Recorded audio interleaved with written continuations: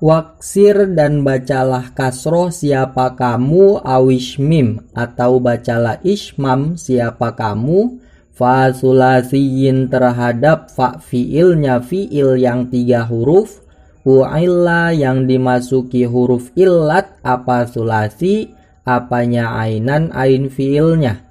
Wadomun bermula membaca domah itu ja datang apa domun. Kabu'a seperti lafaz bu'a maknanya dijual.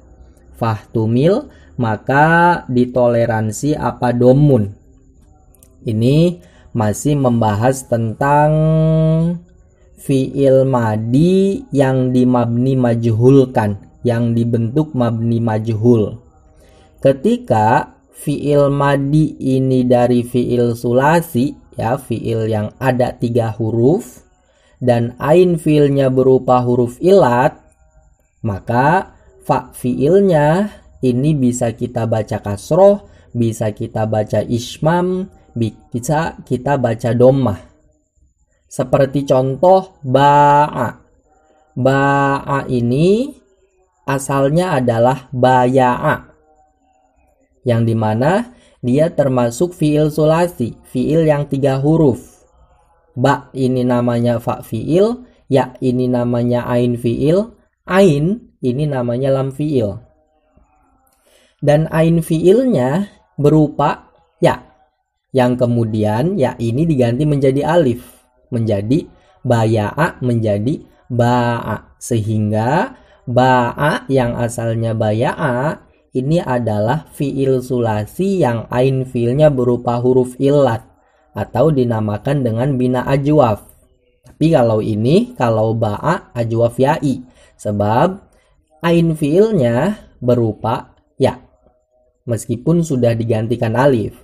Untuk yang ajwaf wawi adalah yang ain fiilnya berupa wawu, seperti contoh sona yang asalnya adalah sowana. Gitu ya. Ketika bina ajwaf, baik ajwaf wawi atau ajwaf ya'i, kita bentuk menjadi mabni majhul, maka fa fiilnya, kalau ba'a berarti huruf ba'nya, kalau sona berarti huruf sodnya, bisa kita baca 3 bentuk bacaan. Bisa kasroh sehingga ba'a ini menjadi ba'nya diharokati kasroh jadinya bi. Kemudian alif ini diganti menjadi ya. Ya bukan diganti karena memang asalnya ya, kita bentuk normal lagi, baya'a lagi, sehingga ba'nya ini diharokati kasroh bi, kemudian ya-nya diharokati kasroh juga i, kemudian ainnya tetap harokat fathah, jadinya baya'a menjadi biyi'a. Itu ketika dibentuk mabni majhul. Nah, kemudian ya-nya ini disukun karena untuk meringankan, sehingga menjadi bi'a. Itu kalau seandainya ba yang selaku sebagai fa fiil diharokati kasroh, itu boleh. Nanti kalau ba'a maknanya menjual, kalau bi'a maknanya dijual. Atau boleh kita baca ismam, sehingga ismam itu adalah mengucapkan huruf di antara harokat dommah dan kasroh. Semisal ba'a kita bentuk mabni majhul dengan cara baca ismam, berarti bacanya adalah bui'a. Ya, ba'nya diharokati ismam, harokat di antara dommah dan kasroh. Bui'a. Ismam itu hanya sebagai nama untuk cara baca, tidak berlaku untuk cara tulis. Kalau pembacaan ismam secara tulisan itu sama seperti ketika ba'nya diharokati kasroh, berarti hurufnya ba, ya, dan ain. Tulisannya sama, ba, ya, ain, tapi bacanya bui'a. Itu cara baca yang kedua. Kemudian cara baca yang ketiga adalah dibaca dommah, sehingga ba'a yang asalnya baya'a menjadi buyi'a. Kemudian ya-nya kita ganti wawu karena untuk menyesuaikan dengan ba, berarti menjadi buwi'a. Setelah menjadi buwi'a, kemudian harokat wawu dihilangkan sehingga jadinya adalah bu'a gitu ya. Setiap fiil sulasi yang bina ajwaf ya'i ataupun ajwaf wawi, maka ketika dibentuk mabni majhul boleh dibaca 3. Pertama kasroh, kedua ismam, yang terakhir adalah dommah ya. Fa fiilnya boleh dibaca 3. Semisal contoh sona berarti boleh kita baca suina, itu ismam, boleh kasroh berarti sina, boleh dommah berarti suna gitu. Kemudian wa in bisyaklin khifa labsun yujtanab.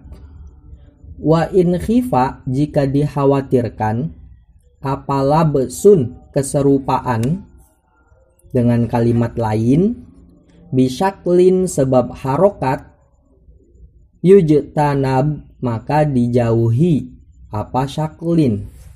Nah, itu fiil sulasi yang bina ajwaf ketika dibentuk menjadi mabni majhul kan boleh 3, boleh kasroh, boleh ismam, juga boleh dommah. Tapi diperbolehkan 3 ini seandainya tidak menimbulkan keserupaan dengan kalimat lain. Seandainya menimbulkan keserupaan dengan kalimat lain, maka harokatnya ini harus dihindarkan. Ya, semisal yang menyebabkan serupa itu ketika fa fiilnya dibaca dommah, berarti pembacaan dommah ini ya harus dihindarkan. Seperti teorinya itu, semisal ba'a yang ajwaf ya'i ya, kita sandarkan pada fa'il isim domir semisal tu, maka jadinya adalah bi'tu, menjual siapa saya. Teorinya begitu. Kalau seandainya ajwaf ya'i yang sulasi kita sandarkan pada isim domir semisal tu, maka fa fiilnya harus terbaca kasroh. Kalau seandainya ajwaf wawi, bina ajwaf wawi kita sandarkan pada fa'il isim domir semisal tu, maka fa fiilnya harus dibaca dommah semisal sona, maknanya menjaga. Ketika kita sandarkan pada domir tu, semisal jadinya adalah suntu, menolong siapa aku gitu. Semisal ajwaf wawi maka fa fiilnya dibaca dommah, semisal ajwaf ya'i maka fa fiilnya dibaca kasroh. Itu ketentuan ketika fiil sulasi yang binanya ajwaf berupa mabni maklum ya. Nah, ketika mabni majhul maka jangan sampai dia diharokati dengan harokat yang sama dengan yang mabni maklum. Semisal bi'a, bui'a atau bu'a ini masih bebas, masih boleh 3 karena tidak ada keserupaan dengan kalimat lain. Tapi seandainya bu'a ini disandarkan pada isim domir, pada fa'il yang berupa isim domir semisal tu, maka jangan sampai kita mengharokati kasroh. Tidak boleh kita membaca bi'tu, itu tidak boleh. Ketika yang dihendaki oleh kita adalah bi'tu yang bermakna dijual siapa saya, yang berbentuk mabni majhul. Hanya diperbolehkan membaca ismam, yakni bi'tu, maknanya dijual siapa saya, atau diharokati dommah menjadi bu'tu, maknanya dijual siapa saya. Tidak boleh diharokati kasroh bi'tu ya, yang maknanya dijual siapa saya, ini tidak diperbolehkan. Sebab bi'tu ini sudah dipakai untuk makna menjual siapa saya untuk fiil madi yang mabni maklum. Sehingga mabni majhul jangan sampai diharokati sama dengan yang mabni maklum. Begitupun yang untuk ajwaf wawi ya, semisal sona ketika disandarkan pada fa'il isim domir semisal tu, maka kan fa fiilnya diharokati dommah menjadi suntu. Seandainya sona kita bentuk mabni majhul menjadi suina, sina, atau suna ini masih boleh. Tapi ketika sudah disandarkan pada fa'il isim domir yang berupa tu, semisal, maka kita hanya boleh membaca sintu yang artinya adalah dijaga siapa saya, atau suintu yang artinya dijaga siapa saya. Kita tidak boleh membaca suntu dengan menghendaki makna dijaga siapa saya, dengan menghendaki bahwa dia adalah fi'il mabni majhul. Kenapa? Karena ketika membaca suntu ini akan sama dengan lafadz suntu yang maknanya adalah menjaga siapa saya, yang bentuknya adalah mabni maklum. Itu maksud dari wa in bisyaklin khifa labsun yutanab. Jika pemilihan harokat ini bisa menyebabkan keserupaan dengan kalimat lain, maka harokat tersebut harus dihindarkan. Wama liba'a qad yura linawihab. Wama bermula hukum liba'a yang dimiliki lafaz ba'a itu qad yura terkadang dilihat apa ma linawihabba untuk sesamanya lafaz habba. Hukum yang dimiliki oleh lafaz ba'a terkadang dipraktekkan untuk sesamanya lafaz habba. Maksudnya nazom yang sebelumnya menjelaskan bahwa fi'il sulasi yang binanya ajwaf ketika dibentuk menjadi mabni majhul, maka fa fi'ilnya boleh dibaca 3 model kan. Bisa kasroh, bisa ismam, bisa juga dhammah.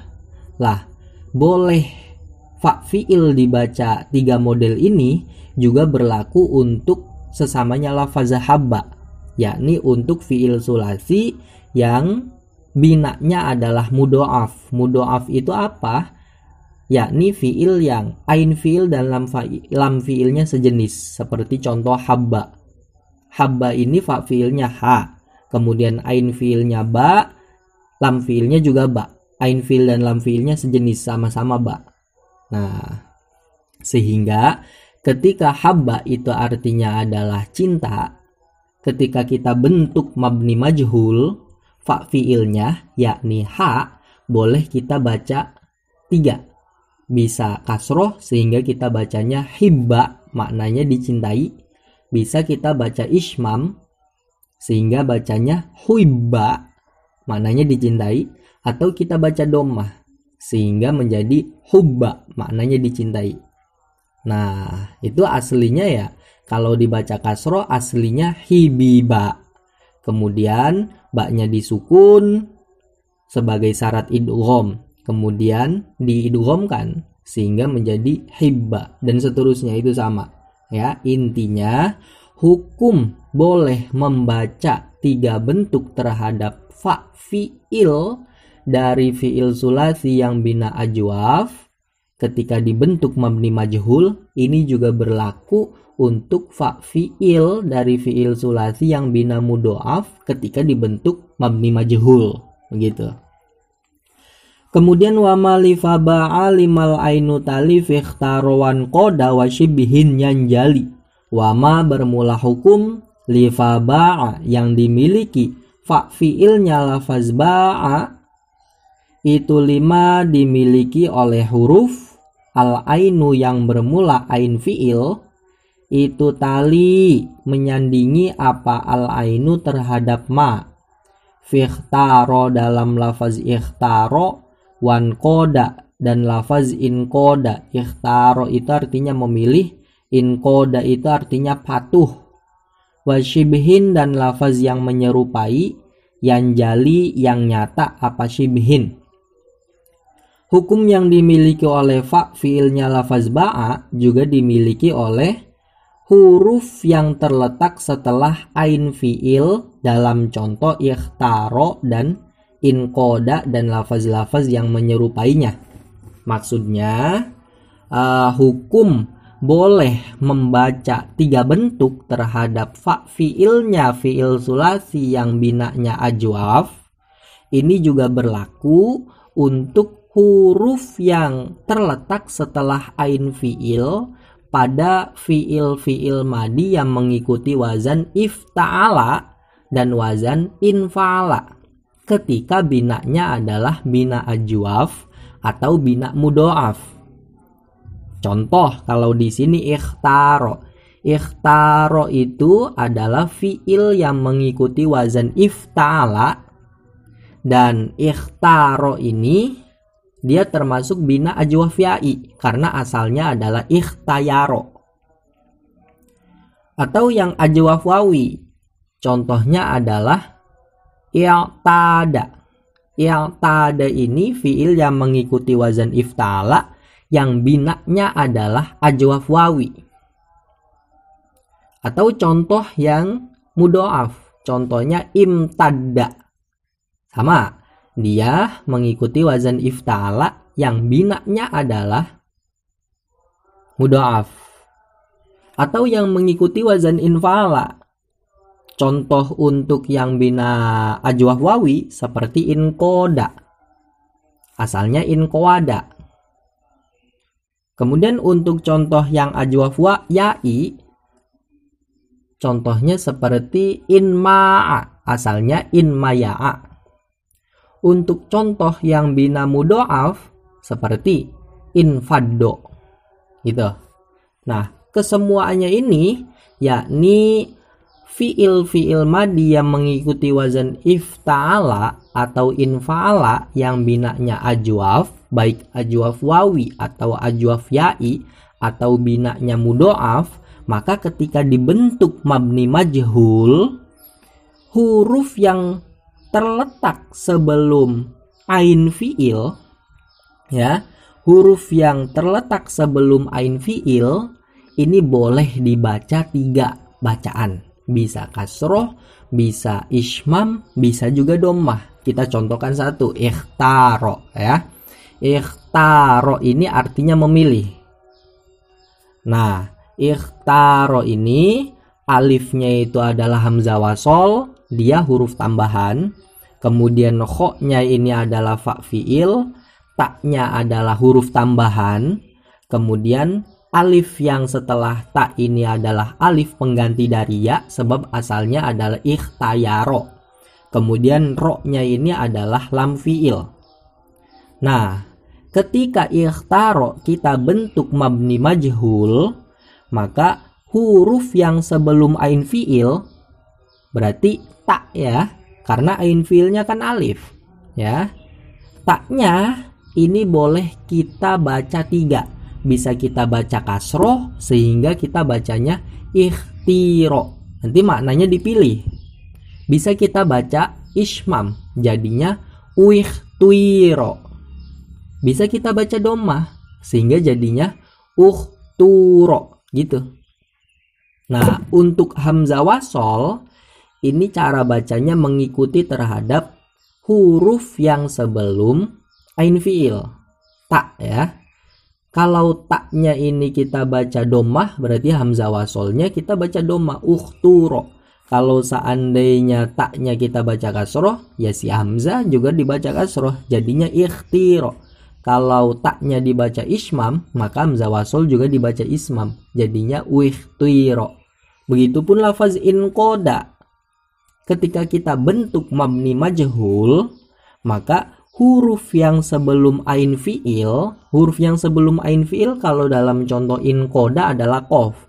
Sebab inqoda ini mengikuti wazan infa'ala. Huruf tambahannya adalah hamzah wasol, ya. Kemudian yang kedua adalah nun. Kemudian qafnya ini adalah fa fiil, alifnya ini adalah alif pengganti wawu sebab asalnya adalah inqawada. Kemudian dalnya ini adalah lam fiil. Nah, huruf yang sebelum ain fiil adalah qaf kalau dalam contoh inqoda. Ketika kita bentuk mabni majhul, maka qafnya ini bisa kita baca 3 bentuk. Bisa kasroh sehingga bacanya inkida. Bisa dhammah sehingga bacanya unkuda. Bisa baca ismam sehingga bacanya uinkuida. Gitu. Kalau untuk huruf yang sebelum akhir, ya, itu ya tetap nanti dia dibaca kasroh. Cuman karena ada proses i'lal sehingga kasrohnya itu tidak tampak. Contoh ya, kalau inqoda ketika kita bentuk mabni majhul, itu bacanya asalnya adalah unkuwida. Wawunya ini kan huruf yang sebelum akhir, dia dibaca kasroh. Kemudian untuk meringankan, wawunya itu harokatnya dihilangkan, kasrohnya dihilangkan, sehingga dia menjadi sukun, sehingga jadinya unkuda. Atau ketika qafnya kita baca kasroh, inkiwida. Nah, wawunya ini diganti ya untuk menyesuaikan dengan harokat huruf yang sebelumnya. Harokat huruf yang sebelumnya kan kasroh, sehingga menjadi inkiyida. Setelah itu ya-nya disukun, sehingga jadi inkida. Sama begitu, teorinya sama. Ya.